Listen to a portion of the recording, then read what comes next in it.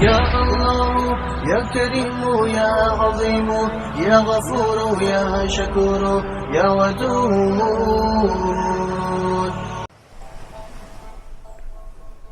امام ابن جوسی رحمۃ اللہ نے ایک مشہور تابعی صفوان بن سلیم کا ایک واقعہ نقل کیا ہے کہ بلاد شام میں سے کسی شخص نے صفوان بن سلیم کے بارے میں خواب میں دیکھا کہ وہ صرف ایک قمیص کی وجہ سے جنت میں داخل ہوئے۔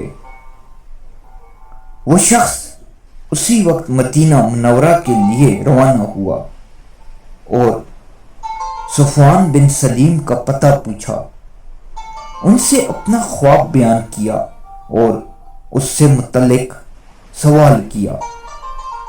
انہوں نے بیان کیا کہ وہ سردی کے موسم میں ایک رات مسجد نبوی سے باہر نکلے اور دیکھا کہ ایک شخص سردی سے کانپ رہا ہے اور اس کے پاس سردی سے بچنے کے لیے کپڑے نہیں ہیں۔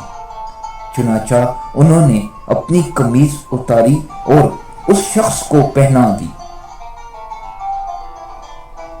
آپ بھی خیر کے کاموں میں سبقت لینے کی کوشش کریں، کسی کو گرم کپڑے دے دیں، اشیاء خورد و نوش کا سامان گرم لباس کے ذریعے مدد کریں۔